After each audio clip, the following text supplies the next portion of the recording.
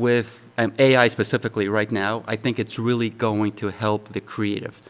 So if you sprinkle in a little bit of creativity into your product design, into your go-to-market strategies, like even into your culture, it's going to help tremendously.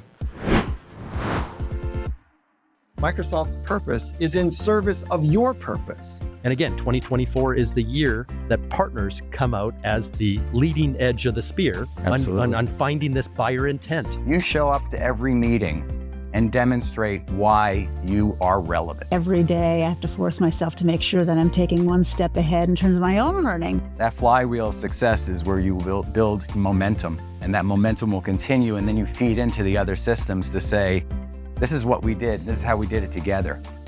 Welcome to the Ultimate Guide to Partnering. I'm Vince Menzione, your host, and I'm on a mission to help leaders like you achieve your greatest results through successful partnering. Much of the discussion we have these days is around the tectonic shifts we've been seeing in our world and in our lives. We talk about the need to apply a growth mindset and agility to how leaders need to achieve their greatest results. Today, I'm excited to feature a leader, a CEO of a Microsoft partner who applied such a mindset to take his company to the pinnacle and has chronicled his journey in his new book. Steven Pivnik is a successful serial entrepreneur and the author of Built to Finish. Steven, welcome to the podcast. Vince, thank you so much for having me. So excited to have you here in Boca Raton, Florida. You love our background, right? We brought the beach right in for you today. The background is fantastic. What a great touch for a recording studio. Absolutely. And thank you for making the trip from New York City. Yeah, I'm glad we were finally able to put this together. I know it took a while. We had the airlines have not been our best friend here in getting you here. No, not at all. For a second there, I thought like we were cursed, but I finally made it. Well, so excited to welcome you here today. You and I had the opportunity to know each other when I was leading Microsoft's public sector business, and you were leading one of the top partners working with Microsoft. And we want to talk more about that journey today. You know, we talk about the tectonic shifts we've been seeing in our world and in our lives, and how organizations have become agile in having to address those issues. So we're going to tie in that conversation today. But also, more importantly, for our listeners and our viewers today, tell us a little bit more about Steven Pivnik. Sure. So I'm a serial entrepreneur.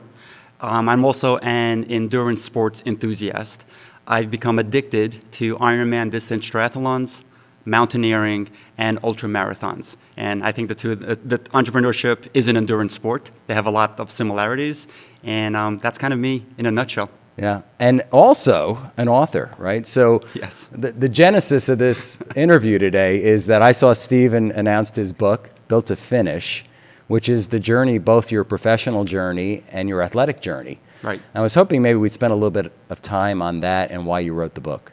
Sure. So as I was approaching my entrepreneurial finish line, which is basically, I think most entrepreneurs want to realize the value of their creation and exit their company. Yep. So as I was approaching my exit, which was to a $4 billion competitor and selling my company to them, I was also approaching my endurance goal of getting into the Ironman World Championship and competing there.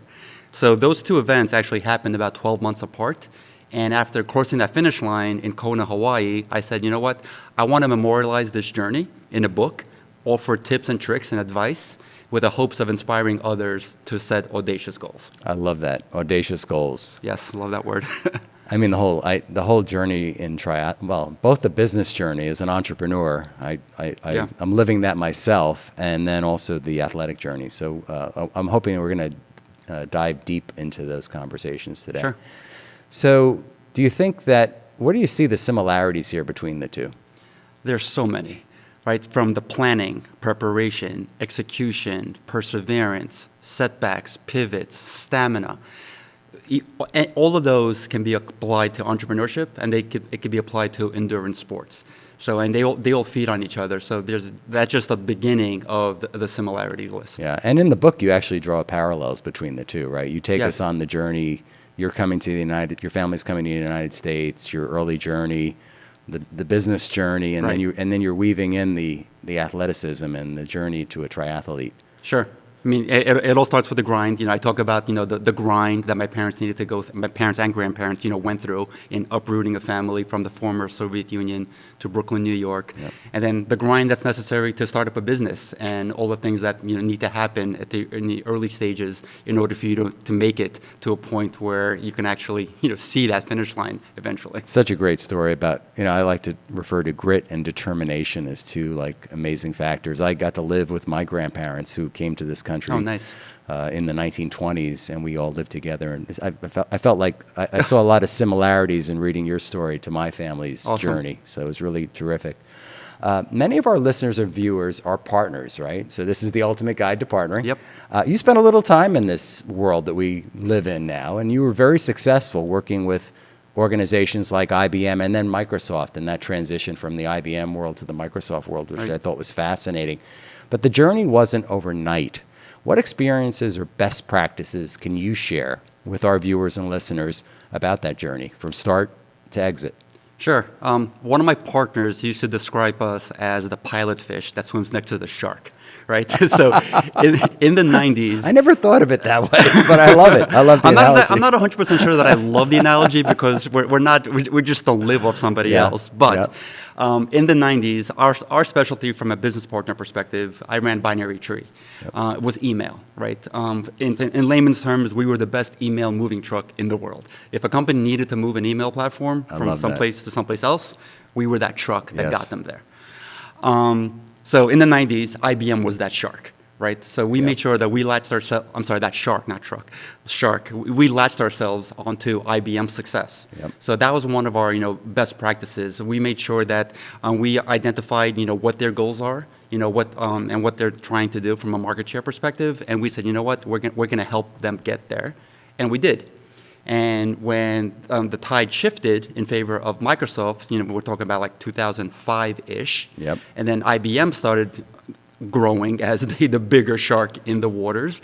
We said, you know what, time to pivot, and let's go follow that shark because the grass is going to be greener over there. And boy, was it. Yeah. I remember the move from Lotus Notes to the Microsoft platform. Yep. Yeah, and it was huge, and Microsoft spent a lot of time there.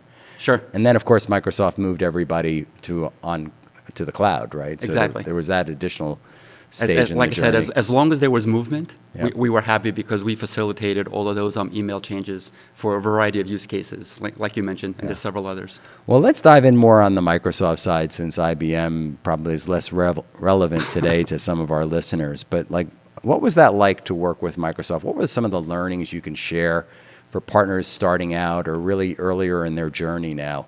What were some observations you had, and how did you learn to swim alongside them? Sure. I hope I'm not insulting Microsoft in any way, shape, or form, because at the end of the day, they were the best partner in the world to have. Yep. But I've heard this saying, and it's kind of true, you can go out of business doing business with Microsoft. Yes. Microsoft has 1,000,001 initiatives. And I think the biggest challenge business partners have today is figuring out which one of these initiatives they want to latch themselves onto.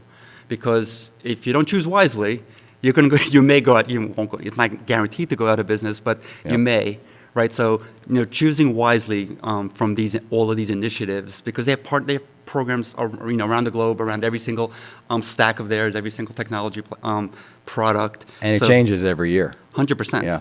So latching on to the right one and knowing if and when to change is probably one of the biggest challenges business partners are faced with. It's fascinating because we talk about a set of operating principles around what makes successful partnering. The seventh and last principle is agility and the ability to learn and know intuitively when to pivot. Right. And I think that's exactly what you're talking about here. Can you give us an example from your experience there? Was there a chance that you had a pivot with Microsoft that you can share? Yeah, I mean, there was on more than one occasion, we had some false starts around SharePoint. And I'm not blaming Microsoft, I'm blaming ourselves because maybe SharePoint is such a big beast. Yes. There's a lot of things that you can do around SharePoint, and maybe we chose incorrectly. And we were so successful with Exchange and then Office 365, we wanted to replicate that success with SharePoint. And we couldn't. So one of many failures, right? And maybe we didn't latch on to the right program or the right component of SharePoint, or maybe our technology wasn't as good as our email technology was. But that was one of the oops, the multiple oops that we had in our business journey. Were there any significant, I mean, that was one pitfall specifically. Was there anything else during that period of time? Like you took this company on a very successful journey, a very successful outcome, and exit to Quest, which we also know. We know some of the former Quest folks as well. Was there anything else along that journey that you can share with our listeners, some learnings there? Yeah, one of the ones that come to mind is our international expansion, right? Because our forte was dealing with the largest customers on the planet. Like if you threw a dart at the Fortune 5000 list with your eyes closed, pretty good chance you're going to land on a customer of ours. Most of these companies are international. So that kind of dragged us overseas. And in some countries, we had great success. In other countries, not so much. And I attributed that to kind of the U.S. mentality of as long as you have a body, in that continent, you'll be fine. Like for instance, In the continent. In the continent. So which was a huge mistake. For example, Germany, which is the biggest market in Europe. We had a salesperson in Germany, but the rest of the staff that's necessary for a project, the solution architect, the consultant, the support engineer, et cetera, they were in other countries. So we had minimal success in Germany in the beginning versus France, where we had an entire team there. Our sales executive, our solutions architect, our consulting services manager, our support engineer. 5 of the 5 touch points that a customer would have with us was in country, speaking the same language, understanding that culture. You can guess our success in France was awesome. Yeah.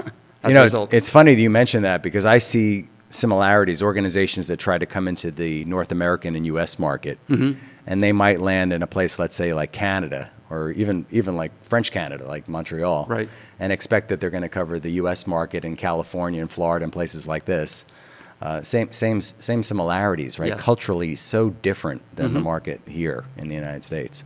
Yeah, so that was one of the many pitfalls. If I had to do it again, it would be a team per country, and we would have been a lot more successful quicker. I mean, we eventually got there. We figured out what the differences were, and we figured it out.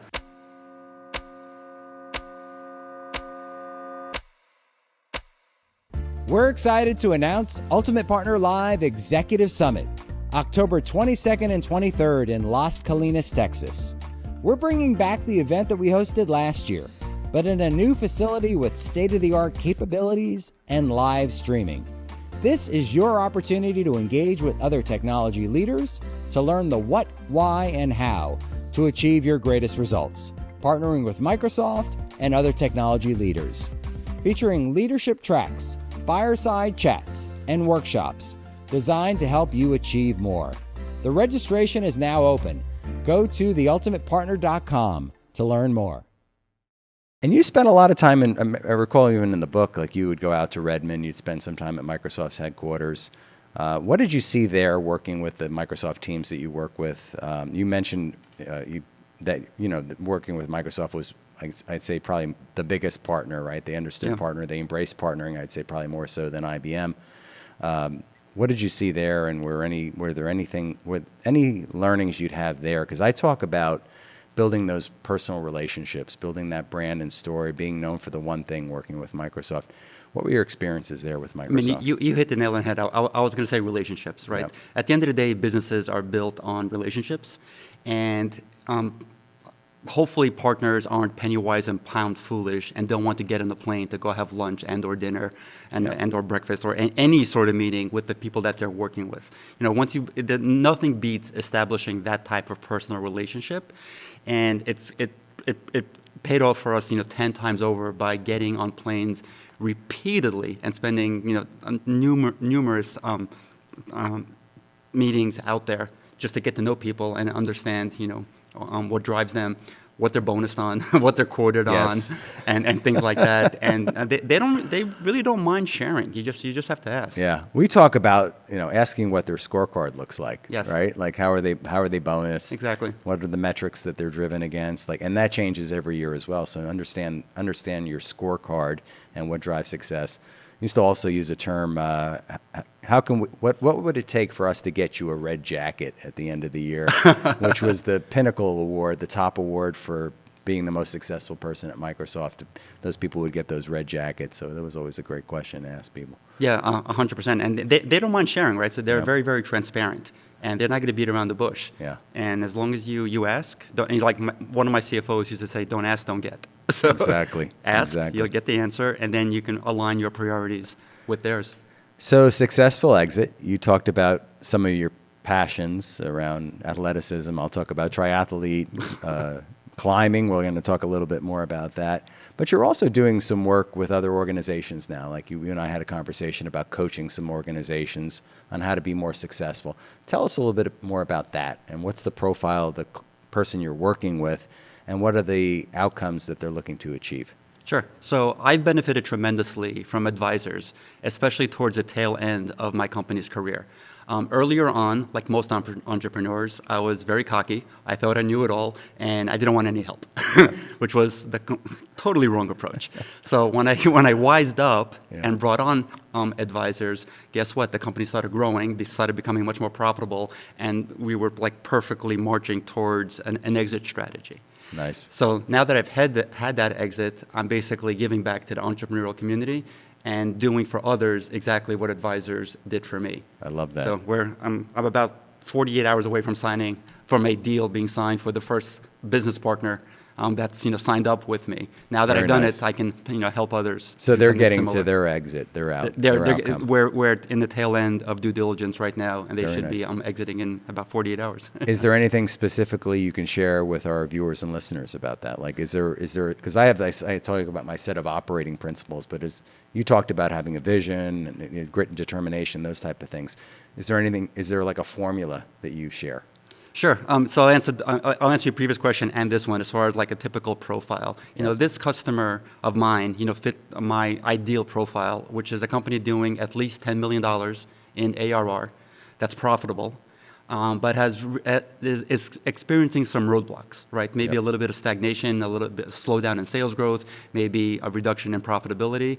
And the owner has been at it for a while, 5 to 10, maybe sometimes 15 years. Yeah. In this case, it was 20 years, the owner. And they're just, ready for that exit, but they can't see that light at the end of the tunnel. Right. So the formula is really to help take things out of the way so that light can become visible. And by take things out of the way, there's so many. But that's what advisors help me do, Yep. and that's what I'm able to help others with right Yeah. now. Like read the label of the jelly jar that you can't read when you're inside the jelly jar. Exactly. Yeah. And just you're working because I feel this myself so many times. You're working in the business that you can't work on the business. 100%. I mean, that's such an overused statement, but it's so true. It's so and true. a lot of CEOs don't realize what the difference is. And once they actually see that difference, it's like this aha moment. Yeah. Oh my God! So this is what it means to work on the business instead of being in there 24/7. So invaluable. I love that. And Yeah. so let's go back to the book for a second, because I love the title.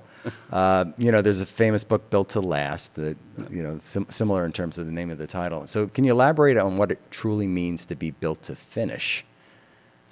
I mean, you just have to be, super passionate about that finish line, whatever that is. There's so many different, finishes. There's, degrees in education. There's, maybe marriage in a relationship.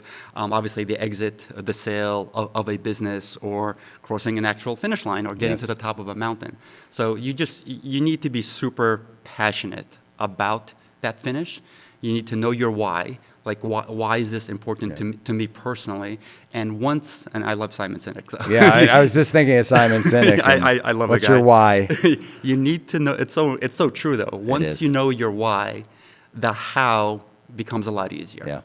And there's so many people out there that can help with the how, but you need to figure out what the why first, and then you'll get there. Yeah.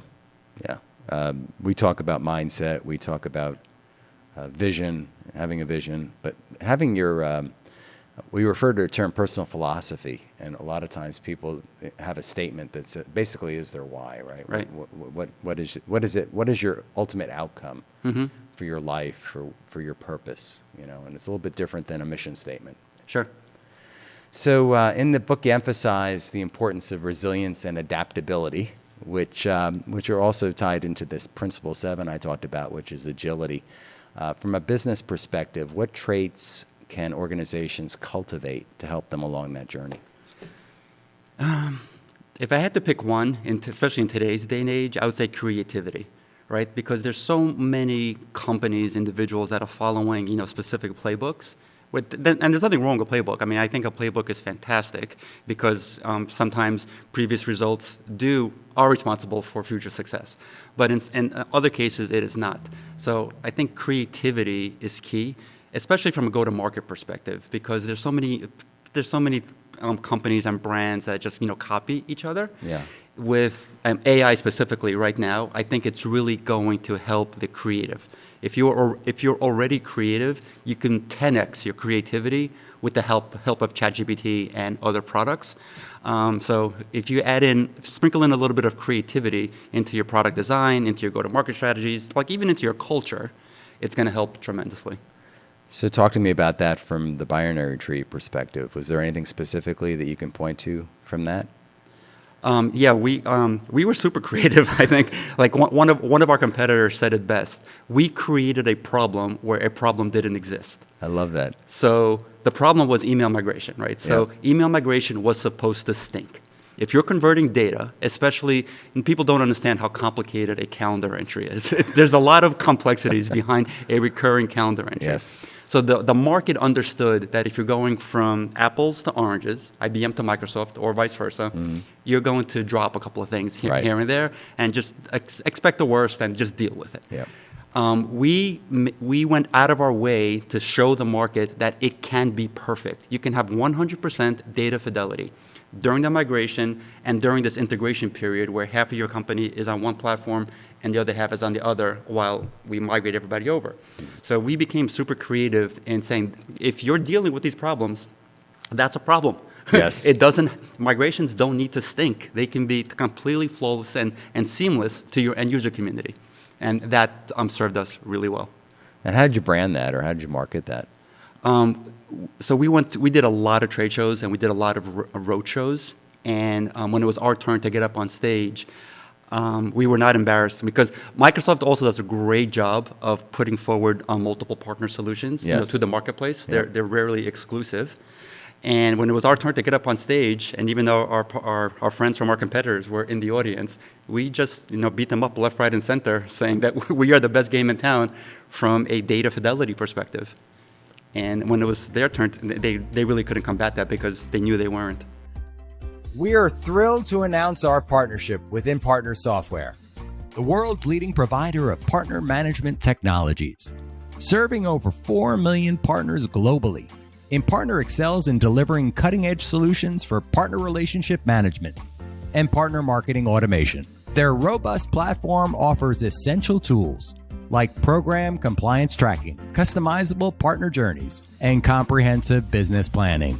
These features empower partner teams to swiftly transition from program design to achieving maximum value. InPartner is dedicated to supporting partner ecosystems everywhere and continues to innovate with new modules like Analytics Studio, designed to help track and maximize the ROI of your partner program.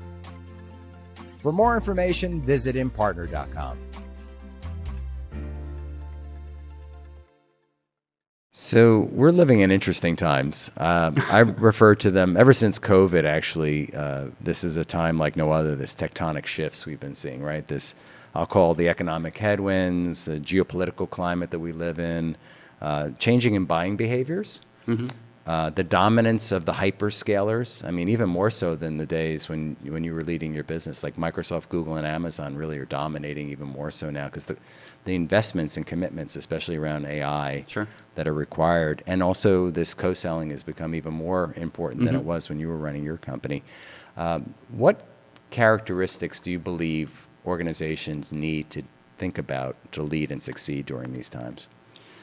So again, creativity comes to mind. In this case, in this specific instance, just figuring out where the gaps are. Even with these behemoths out there, they're leaving a lot of gaps in their solutions and in their technology for business partners around the world to fill. Yep. Like in my case back in the day, Microsoft could have easily came up with a migration product, or IBM could have, but it just wasn't a priority for them. They were out there getting market share, and they left that opportunity out for business partners. Yep. And several of us did really well because of that gap. So I think just looking out for where the gaps are, because they will continuously be there, and filling them is a good strategy to undertake. So is that your best advice for the organizations listening today on how they can achieve their greatest results?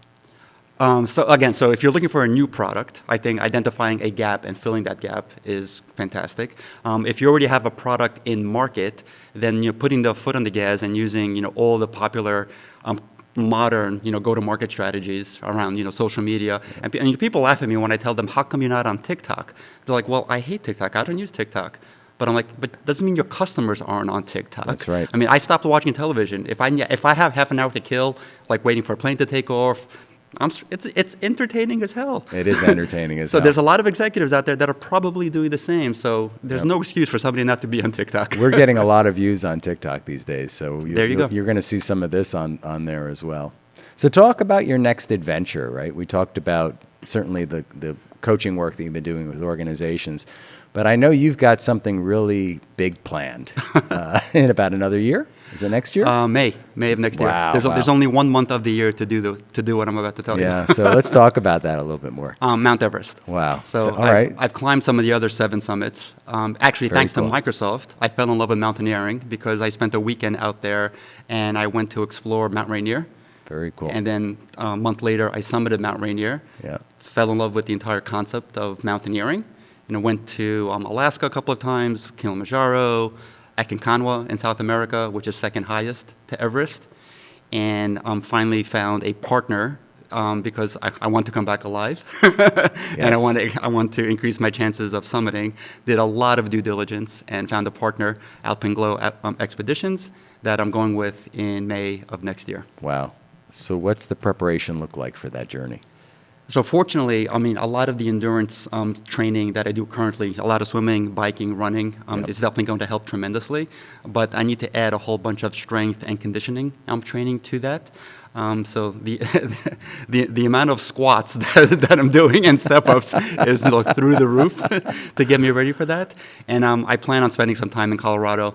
I'm doing a lot of the 14ers. Okay, Just to get used to altitude again. And so I think a combination of all of that is going to prepare me for Yeah, we Everest. have. In fact, we've had other guests here. We've had other Everest guests. I've made some Yes, introductions. I've spoken with both of them. Yeah, Fascinating individuals. Louise McElroy and Erwin Visser. Yes. But also, Louise leads some of these 14ers. So there's a whole group of women. She Summits is the name of the group, actually. Some friends of ours that Actually, go on I those. plan on reaching out to her again because Yeah. I need some because there's a lot of 14ers. There's a lot of So I need to 14ers. come up with a strategy for which ones I should hit and when prior to departing to Everest. And I think she's done most of them. I think if not all of them. Oh, wow. Most of them, if not all of them. So certainly that's going to be a great conversation there. Maybe we should have you both on the podcast together next time. Wouldn't that be kinda cool? With Erwin. With Erwin. That'd be great. And Erwin's been here in the studio. He Okay. he helped lead our event here in the studio back in May. So it's really Very kind of cool. cool. So this question is a favorite of mine. Okay. And I like to ask every guest because the answers are fascinating. So, Steven, you're hosting a dinner party. Okay. And you can host this dinner party anywhere in the world. We were talking about some really great restaurants and locations prior to filming today. You can invite any 3 guests from the present or the past to this Okay. amazing dinner party. Some people have even mentioned people in the future that they'd want to invite to this Oh, wow. amazing dinner party. Whom would you invite and why? Okay. Top of the list is easy. My grandfather. Wow. I mean, talk about, perseverance, the grind, pivots, setbacks, stamina, execution. I mean, when my wife and I, after our second daughter was born, we moved half a mile away. The stress that we went through was unbelievable. And he uprooted an entire family. We lived in Italy for 6 months waiting for a visa to get into the U.S. So we were literally stateless. Right? We had to give up our Soviet citizenship. We had no status in Italy, in Rome, and waiting for approval to get into the U.S. That's fascinating. So, unfortunately, as I got older and I got married, I had kids, my career started taking off. Yeah. I was spending less and less time with him. So as I got older and smarter, this is when I should have been talking to him to get Yes. more information Yes. and stories out of him. So my grandfather at the top of the list. And was he the reason why you came? Yes. Okay, so he led the family out. He led the Yeah. family out. He convinced my Fascinating. grandmother. He convinced my mother and father, Wow. who were recently married, and they just had me. I was 2 at the time, and he's like, oh, we're leaving. Wow. And this was at the really beginning of this huge immigration wave that happened from the Soviet Union to the Yep. U.S. in '72. 72. And then you settled initially in Coney Island, if I remember correctly. Yeah, it was Yeah. there was this organization that was helping immigrant families. They got us an apartment in Coney Island, and then from Coney Island we went to Brighton Beach. Yep. And my mother still lives in Brighton Beach. I'm going to see her tomorrow. That's fantastic. Hi, Mom. Hey. So who else is coming to this party besides your grandfather? I think Richard Branson. Okay. I love Richard Branson. I mean, he is such an adventurous entrepreneur. Yeah. I mean, his story is fascinating. I mean, I love him from a business perspective. I love him from an adventure perspective. He's not as crazy as Jesse Itzler, my other adventure entrepreneur that I love. But there's just something about him which Yeah. is just fascinating. I would love to pick his brain. I've got to see him speak before, and it was at one of the Microsoft conferences. You might have been there. In Oh, was fact. it? He spoke at one of our conferences. I remember actually seeing him Yeah, on stage. yeah. Yep, he's just a fascinating individual. What an entrepreneur. What a creative entrepreneur. Let's talk about that. Super. I was just telling my daughter Yeah. on the way here how he started Virgin Airlines. It's a fantastic story, and how he started a whole bunch of other Tell things. us that story. So he was on a waiting to board a plane to go to, I think, some Caribbean island, and the announcement came on, and they said, we don't have enough passengers, so please come back tomorrow for this flight. He was furious. He ran around the airport, and then he chartered a plane. He was asking people for like a 737 or whatever was popular at the time. Right. And he finally found one, chartered it, went back to the gate and said, hey, who wants to go today instead of coming back tomorrow? Everybody raised their hand. He collected some fee from them. And he goes, there's a better way to serve the traveling public, and I'm going to create that airline to serve us Wow. in a better way than we've been treated That is today. fascinating. Yeah. All right, who's number 3? Any Navy SEAL. and why? If I'm in awe of the military. I wear a dog tag with no name on it just to. That is very cool. I never served, but if Yeah. I had a chance again, I would. I remember signing up because back when I was going to college, the selective service was on. Yeah. So you needed to register for the draft before being accepted to college. Yes. So I remember it was yesterday running to the post office so I can register, but I was never selected. Anyway, I'm just in awe of the military. And SEALs and Rangers, they're the creme de la creme of military personnel, and they're just thank you for your service. If anybody in the military is listening, thank you. But SEALs and Rangers, they're just incredible in my mind. It's funny you mentioned that because I was thinking about this actually just today because I grew up at the end of the Vietnam era.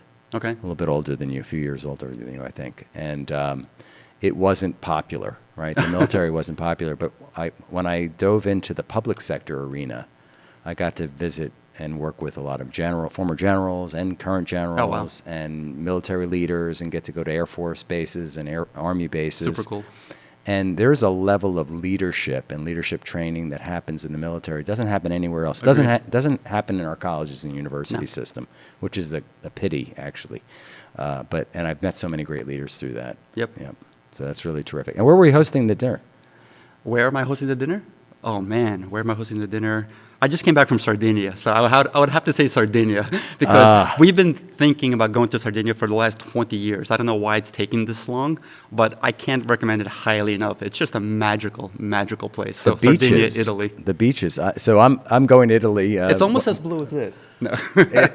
So when this airs, I'll probably be back from then. But we're going to Italy, as we talked about a little bit, in about another week or so.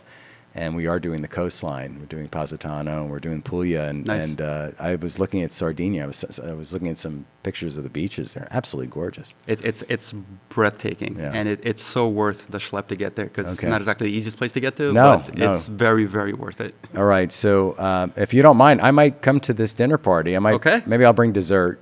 Fine. Or I don't know, is it gelato or tiramisu or something? We'll find something. I don't know what the Sardinians have, but I'm sure they have something unique to their culture. They have plenty of gelato. I bet We had our fair share.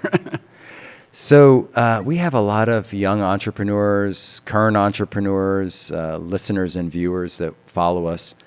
What would be your best advice for them, for those that are starting out on their journey or along their journey to build an organization that's built to finish? Surround yourself with folks, whether it be executive team members or advisors that have been there and done that at the level, at a greater level than you're at today. Yeah, right. interesting. So if you're running, let's say, a $5 million company and you want to hire a new head of sales or a new CFO, don't hire somebody that's only worked for a $5 million company. Bring in somebody that's coming from a $10 or $15 million company, because he or she is going to really help, move the needle a lot, quicker than somebody who hasn't worked at that level. Yeah. So don't be as silly as I was for the first 2/3 of my career and not bring in the necessary executives and advisors. Yeah, that's really great advice. Steven, so good to have you here today. Great I'm to so finally excited. be here. Yeah, I'm so excited that you came down, Same here. spent some time with our amazing viewers and listeners. So great to see you again. It's been a while since same. we've seen each other. Same. And if you haven't gotten this book yet, I highly recommend it. There were so many similarities for me reading the book. Not as much on the triathlon side, because my knees gave out a long time ago, but on the professional journey, the personal journey, and certainly the journey, the immigrant journey, I guess is what I would say. Yeah. And just that story resonates so much with me.